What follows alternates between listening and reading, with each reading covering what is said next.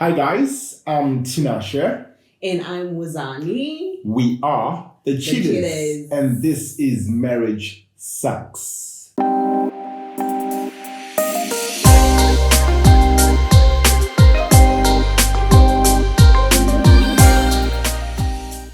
So, oh ye great romantic one. Hopeless romantic. Okay, hopeless romantic. It's Valentine. Yeah. What do you have planned? Nothing. You don't have anything planned? No. And you are the queen of romance, apparently. Yes. Okay. How do you think that you are a hopeless romantic? Like, what's the most romantic thing you've ever done for anyone? Anyone. Doesn't have to be you. Anyone. Doesn't have to be me. As if I'm going to give an example. That's well. not you. I'm not falling into that trap. Okay. But that's a difficult question, because the way people, clearly from our last conversation, we figured the way people perceive romance is different. So if you ask me what's the most romantic thing, yes. If you ask me what's the most romantic thing I've ever done, I can't answer that question, because it's whoever I did it for. No. They may perceive it differently. No. What's the most romantic thing that you believe you have done? Forget how other people perceive it. What you think you have done, and it was, oh my days, so romantic, because apparently, according to you, you are a hopeless romantic. Okay, so that one time I took you where we were supposed to go for hot air ballooning, and I planned a proper, romantic hot air balloon trip, but you're afraid of heights. First of all, nobody afraid of heights. Okay, it was windy. Okay, we didn't get on it because it was windy. I'm not afraid of heights. I'm afraid of falling. Two different things. Okay, they are two different things. Okay. And nobody afraid of the air. I'm afraid of the ground. Okay, so for me, that was my romantic gesture. Okay. What you didn't experience it because you're afraid of the ground. Yeah, everybody's afraid of the ground. Okay, if you say so. But that was my most romantic gesture. And what was yours? That was your... I never claimed to be a hopeless romantic. No, but I want to know. I never claimed to be a Okay, can I put a point of correction? Okay. Because after you and I spoke last week, and you pointed out that I wasn't a hopeless romantic, and then there were a couple of people that actually watched that said, Wazani, you are so not a hopeless romantic. Okay, you are a realistic. But how do they know these people? Are these your exes? I don't have any exes. Come on, you're my first boyfriend. See the phoniness. I thought we were being real. This is just the phoniness is true. Okay, I'm kidding. Of course, you know I'm kidding. But these were people that really said, Wazani, I think Tinashe is right here, not a hopeless romantic, because you are very realistic. Okay. They said you are not a hopeless romantic. Did they say you are romantic? I'm trying to see which scale. Am I not romantic? Do you think you are romantic? Not at receiving, at giving. Yeah, because those are two different things. I think I could do better. Okay, so when you say you are a hopeless romantic, did you mean at receiving or at giving? No, I just meant in my expectations for a relationship. No. Talk about your relationship. I'm talking about my expectations. When you're a hopeless romantic, I believe it's my expectations for a relationship are veered towards the connection, the togetherness, the relationship, all aspects that make it romance. So that's not romance. You know what it is? What is it? A relationship. Okay. It's not romance. Do you not think I'm romantic? I played the fifth. I played the fifth. I think you think you're romantic. That's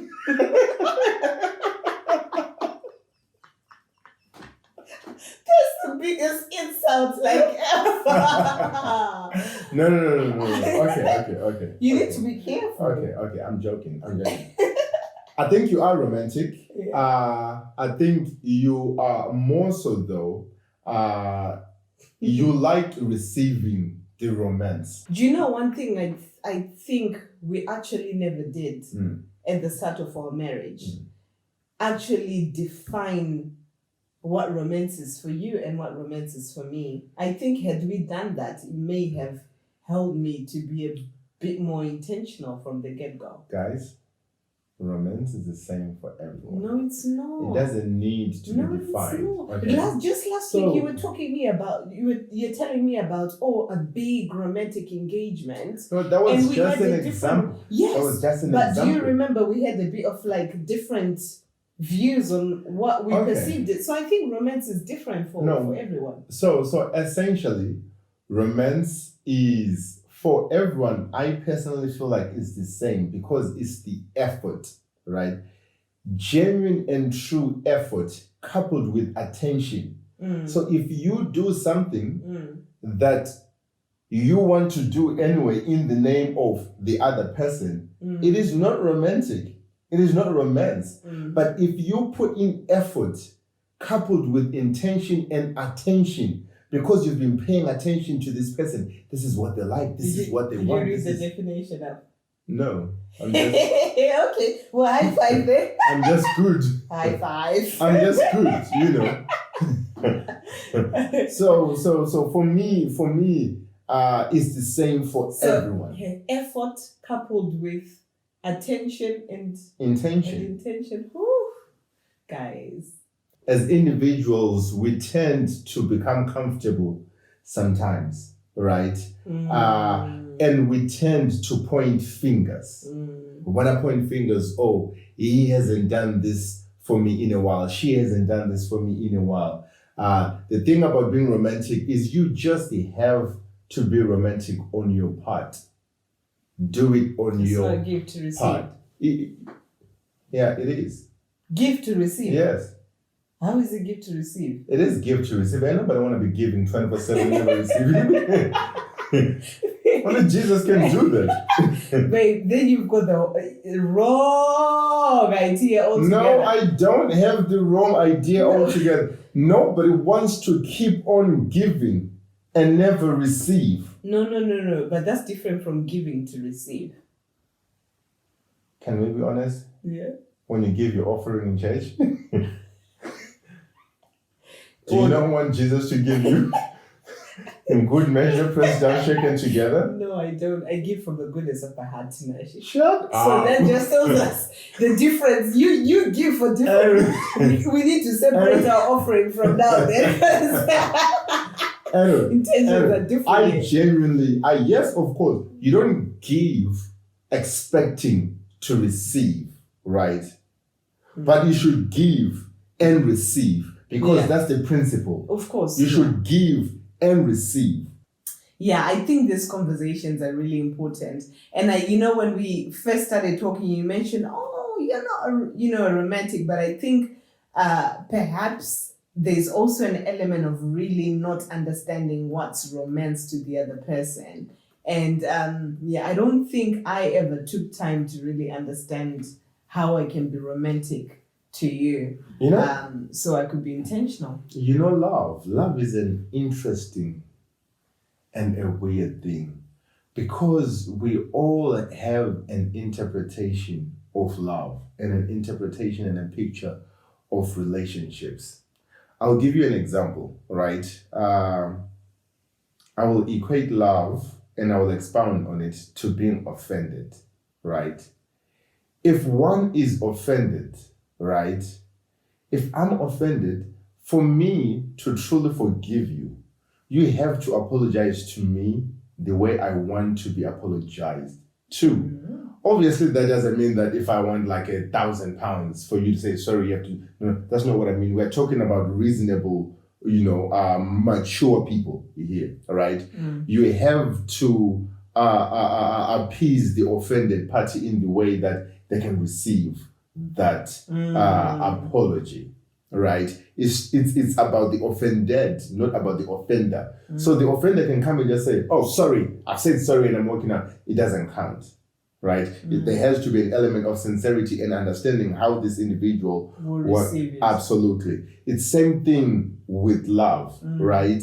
We all have a picture of what love is supposed to be. What love is. I mean, Hollywood would have you believe that the moment you walk into a room and you see somebody across the room and your eyes lock, that's love at first sight, right? In reality, some people have experienced love at first sight, but most people haven't, right?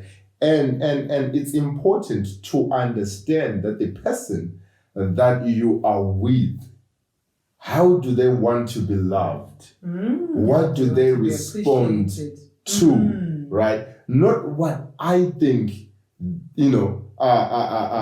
they should be loved, but how do they actually want to be loved? I think it's very important because most of us, we spend our time putting in effort, right? A lot of effort into something, but it's not received. Wow. It's not received the way we want it to be received because those individuals don't respond to what we respond to, right? So just because you like experiences and you give me an experience, I couldn't care less. Yeah, which was why I was mentioning that's what I did for the first part of our relationship. Because for me, experiences, if you take me away, a romantic night away, I'm good. And then I was doing that for you. I think the first couple of celebrations, that's what I was giving you. Really. And of course, I've done the same for you, that I would do something because that's what I think love is, isn't it? That's how I'm interpreting it.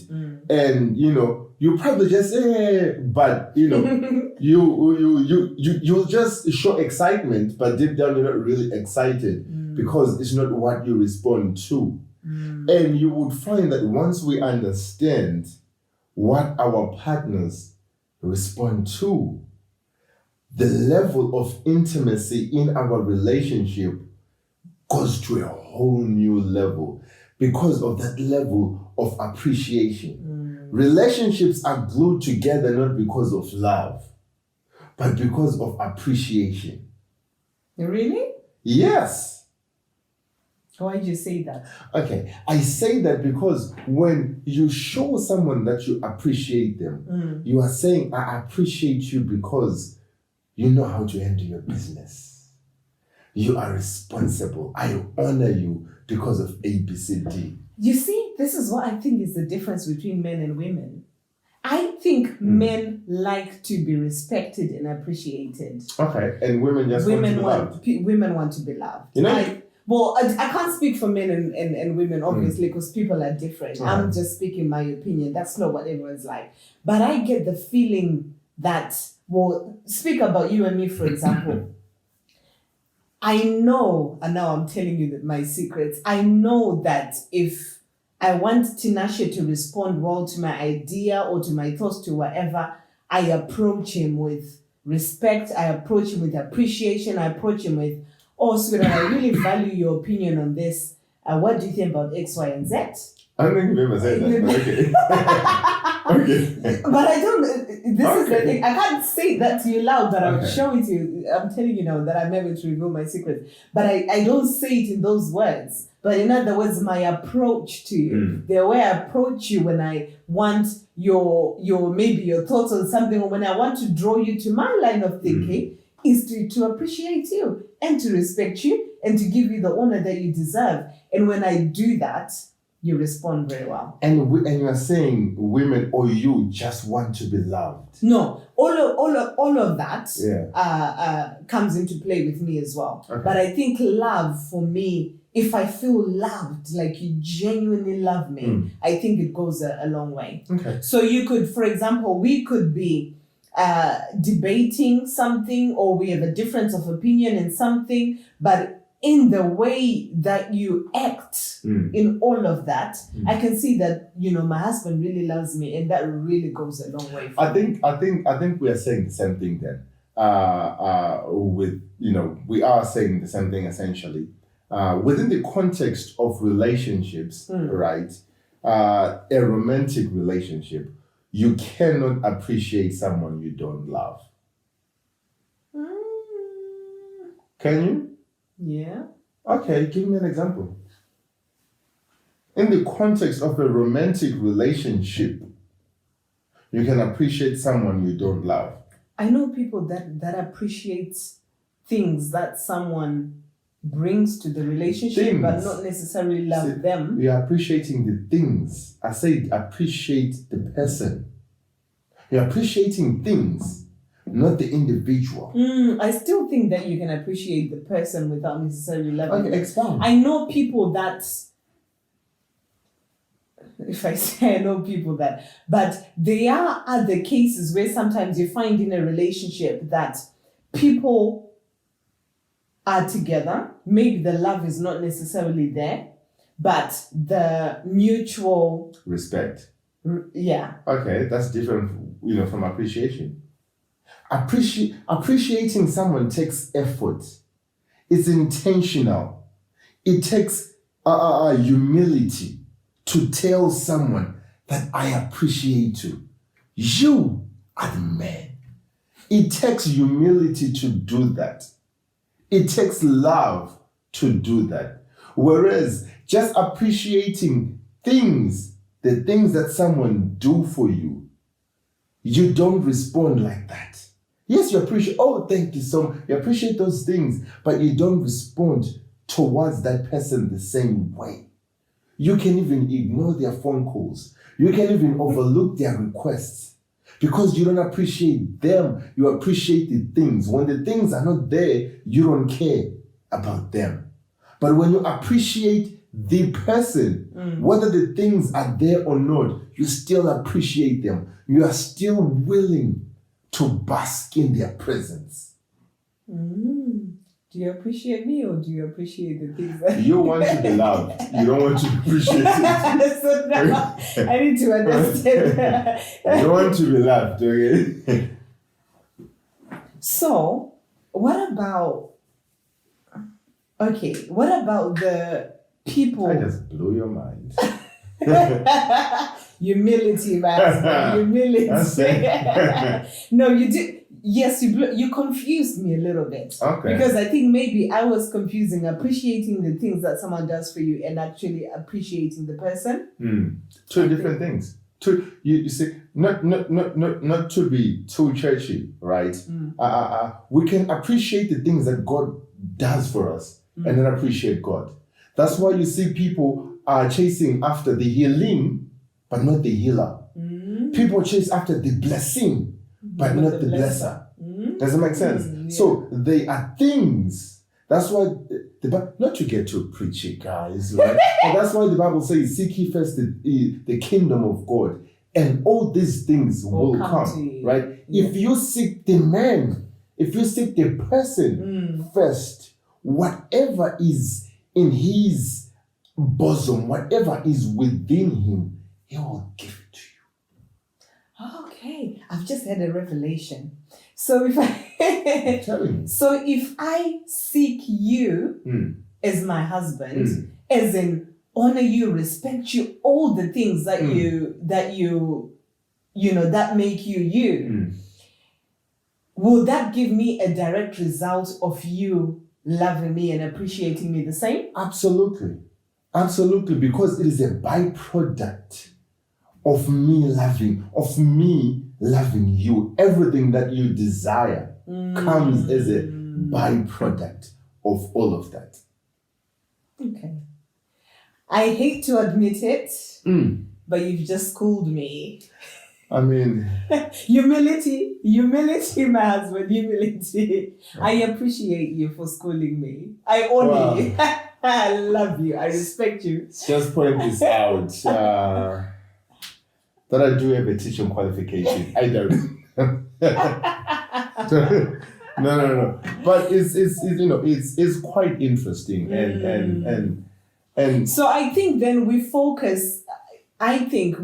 tend to focus more on what can I do to be romantic to Tinashe, whereas our focus could be how can I love Tinashe rightly and correctly, so that he feels loved, he feels loved, he feels appreciated, and then everything else. This analogy that you've just shared about the Bible, seek ye first the kingdom. I think it's important in marriage. We seek each other. We seek to make each other happy. We seek to please each other. We seek to be, the best versions of ourselves for each other. And then the rest of it will follow: the romance, the love, the connection. It becomes a byproduct of all of that. It's like, for example, if in a marriage you guys are good, right? On that day, right? So take it day by day. Take it day by day. Tomorrow may change. If you're good on that day, right? You can say to your partner when you're upstairs, "Can you go downstairs and get me something?" And they will do it because you guys are good, because it's all lovey-dovey, out of love. You're not sending them, you're asking them, and they will do it. But on that day when you guys it's World War III up in here. You're like, Tinashe, give me some water, please. Everybody got time for that. Tinashe will be like, what?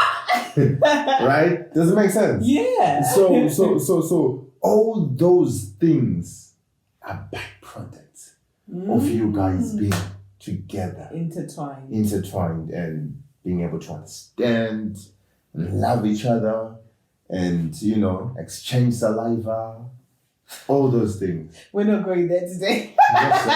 We're not going there. Interesting. So I came into the conversation. I love how I'm actually learning stuff through having these conversations with you. It's really, really, really good. We'll be keen to know what you guys think in terms of what we've been discussing. What are your comments? What are your thoughts? Hit us up, I've been Tinashe, she's been Hosani, and you've been the people. Power for the people. Thank you so much, guys. Tinashe, marriage sucks if? Marriage sucks if... It's going to sound weird, but marriage sucks if people stop being intimate. And that's not just on a sexual level, on a physical level rather, but when people stop being intimate. Once you lose that connection, I promise you, it's bound to go wrong. What about you, Mary? Actually, I've learned a lot in this conversation, and I'm thinking about so many ways in which marriage can suck from the conversation. But I think the one thing I've picked up on mostly today is marriage sucks if you don't genuinely love and appreciate the person, as opposed to the stuff that they're bringing, or the fact that, I just have a husband, I have a child, I have a wife. Just if you don't appreciate the person that you have and love them for who they are, then marriage will suck. Not only the person, but yourself. If you don't love and appreciate yourself, damn, I'm deep. Anyway. Guys, thank you for watching Marriage Sucks today. Thank you for coming back. If you're a first-time viewer, thank you for coming to see us. Please do like our video, comment, and share your views on anything that we've spoken about. And hit the subscribe button so you don't miss anything that we post in the future.